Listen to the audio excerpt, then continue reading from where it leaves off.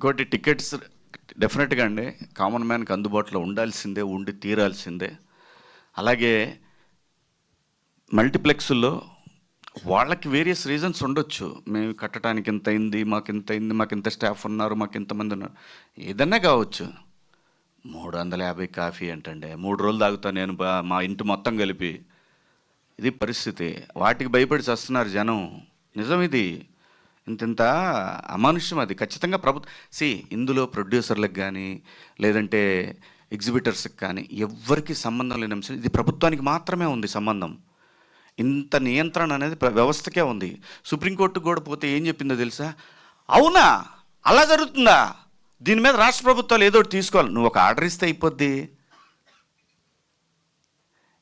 ఎవడికి వాడిది వాడు అంతే.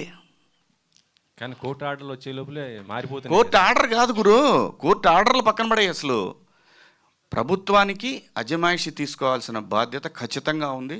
అది ఏ రాష్ట్ర ప్రభుత్వమైనా కేంద్ర ప్రభుత్వం ఎవరైనా సరే. అజమాయిషి తీసుకోపోతే నా 600 రూపాయలు పాప్కార్న్ ఏంటి, 350 రూపాయలు కాఫీ ఏంటి, పార్కింగ్ ఫీజులు అంటే తీసేశారు సినిమాలకు. మరి షాపింగ్లు మళ్ళీ గిల్లుతున్నారు, చిన్నగా గిల్లుతున్నారు. అది కూడా అప్పుడు వస్తున్నాడు, ఏమంటే మీరు సినిమాకి వెళ్తున్నారు, షాపింగ్కి వెళ్తున్నారు. షాపింగ్కి వెళ్ళి సినిమాకి వెళ్తారు, నీకేంటి ప్రాబ్లం? టికెట్ల రోడ్లకి పోరాటం చేయొచ్చు కదా సార్. మీరు అందరూ ఉన్నారు, చేస్తున్నారు, నేను కూడా చెయ్యి అంట. ఓకేగా. మొన్న మీరు ఐబొమ్మ రవి ఏదైతే మాట్లాడారు, దానికి మంచి పాజిటివ్ అయింది. మీ ఏదండి? ఐబొమ్మ రవి మీరు ఇట్లా పాజిటివ్ వాడుకోండి అని మీరు చెప్పారు. జై బాలయ్య. లేదు సార్, అంటే పైరసీ కూడా కంట్రోల్లోకి చాలా వరకు వచ్చింది ఇప్పుడు వరకు చూస్తుంటే. దానిపైన నందగారు, శివాజీ గారు, అమ్మా సార్ మంగపతితో గుర్తుండిపోయే క్యారెక్టర్ చేశారు మీరు ఆల్రెడీ. సో దండోరాలో ఎలా ఉండబోతుంది, అంటే మంగపతిని మించి ఉండబోతుందా? అంటే చాలా దాచుంచారు, ఆ లుక్స్లో అర్థమవుతుంది. సో ఎలాగో ఉండబోతుంది, సీరియస్ క్యారెక్టర్ చేయబోతున్నారా ఏంటి అని మళ్ళీ. సో సినిమా చూస్తున్నప్పుడు మాత్రం వీడు ఏంటి అనేది అర్థం కాకుండా ఉంటుందమ్మా. ఆ స్క్రీన్ ప్లే గ్రిప్ అయితే ఉంటుంది ఆ క్యారెక్టర్కి. ఎక్స్పెక్ట్ చేయొచ్చు క్యారెక్టర్ని. ఓకే, అంటే ఏదో ఉంది, ఈ పాత్రలో ఏదో ఉంది అనే టెన్షన్ మాత్రం కంటిన్యూ అవుతూనే ఉంటుంది. అందులో సాంగ్లో కూడా చూసినట్లయితే పరువు హత్య గురించి ఒక లైన్ ఉంది. సో ఇది పరువు హత్య అంటే ఇన్ ద సెన్స్ అంటే కాస్ట్కి సంబంధించి ఇవి ఎప్పుడూ ఉంటాయి. మొన్న ఉంది, నిన్న ఉంది, ఈరోజు ఉంది, రేపు ఉంటుంది. మనుషులు సమాజం ఉన్నంత కాలం పరువు హత్యలు ఉంటానే ఉంటాయి.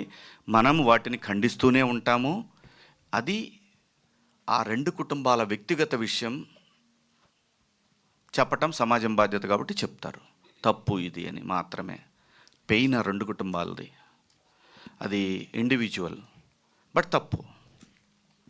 మనిషిని చంపే హక్కు ఏ ఒక్క వ్యవస్థకి లేదు, ఎస్పెషల్లీ ఇండియాలో. నో సార్, మీరు ఎన్నో విషయాలపైన చాలా గట్టిగా మాట్లాడిన వ్యక్తి మీరు. అటు అమరావతి రైతుల ఇష్యూ కావచ్చు, అండ్ చాలా ఏది జరిగినా కానీ మాట్లాడతారు మీరు, కరెక్ట్ పాయింట్ మాట్లాడతారు. బట్ ఈ మధ్యన చాలా కొంచెం కామ్ అయినట్లు అనిపిస్తుంది. So why sir reason? అంటే క్యాష్ కొంచెం అవసరమైంది, నాకు కాదు, పిల్లలకి.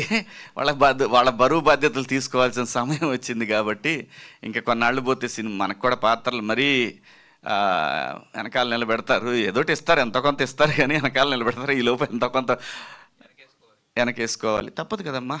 బతకాలి అని అంటే లేకపోతే రాస్తారు, ఒక దాంట్లో వేస్తారు, చూడు పాపం నిన్నటి దాకా ఎలా బతికిన మనిషి అలా వెళ్తూ ఉన్నాడు, ఒక లైక్ వేసుకుంటారా. ఇలాగే ఉంటుందమ్మా పరిస్థితి. కాబట్టి అందరిలాగానే ఏమి ఉండదమ్మా. ప్రతివాడికి ఏదైతే కావాలో అది ఉంటేనే వాల్యూ. అది లేకపోతే ఓన్లీ హెడ్లైన్స్లో ఉంటుంది, వాడి కోసం వేసుకుంటాడు వీడి గురించి, అంతే తప్ప ఏమీ ఉండదమ్మా. శివాజీ గారు,